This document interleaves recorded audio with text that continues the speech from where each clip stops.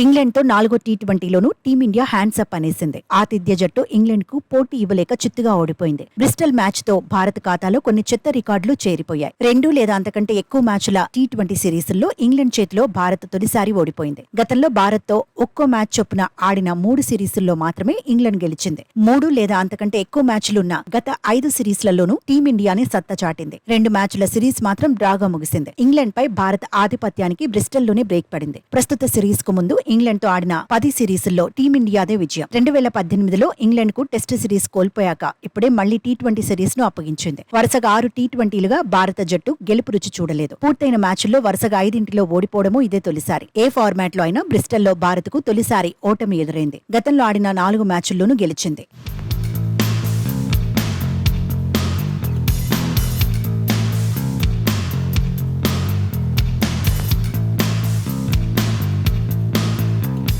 2019 తర్వాత టీమిండియా మళ్లీ back to back టీ20 సిరీసుల్లో ఓడింది. 2019లో న్యూజిలాండ్ ఆస్ట్రేలియా చేతిలో కంగుతింది. ఇప్పుడు ఐర్లాండ్ ఇంగ్లాండ్ కు సిరీస్లను కోల్పోయింది. ఇంగ్లాండ్ మాత్రం వరుసగా 4 టీ20 సిరీస్ ను ఖాతాలో వేసుకుంది. బ్రిస్టల్లో మరో 37 బంతులు ఉండగానే ఇంగ్లాండ్ విజయం సాధించింది. బంతుల పరంగా భారత్ కు ఇది 3వ అతిపెద్ద పరాజయం. బంతుల పరంగా స్వదేశంలో ఇంగ్లాండ్ కు ఇదే పెద్ద విజయం. హ్యారీ బ్రూక్, ఫిల్ సాల్ట్ కలిసి అభేద్యమైన 2వ వికెట్ కు 146 పరుగుల పార్ట్నర్షిప్ ను నమోదు చేశారు. 12.88 రేట్తో పరుగులు సాధించారు. టీ20లో భారత్ పై సెకండ్ ఫాస్టెస్ట్ సెంచరీ భాగస్వామ్యాన్ని నమోదు చేశారు.